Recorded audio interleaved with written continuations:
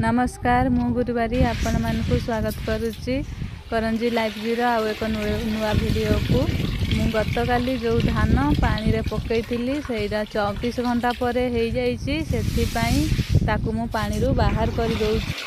सतरे ए चाष काम करबा जेते कष्ट हेले भी करबा पई आनंद लागे। आपण माने केमती धान रू गजा बाहर करंती कमेंट रे जानेबे। मु सबुजाक धान पानी रू एमती बाहर कर देला परे तले एमती गदा कर देली और बाड़ी रू किछि कुटा आनिकी ता ऊपर घुड़े देली।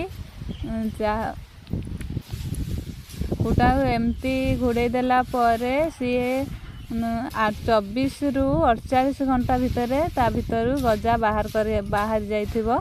वीडियोटी भल लागितिले वीडियो रे गुटे लाइक कर देबे, कमेंट कर देबे, चैनल को सब्सक्राइब कर देबे। रहूची जय जगन्नाथ।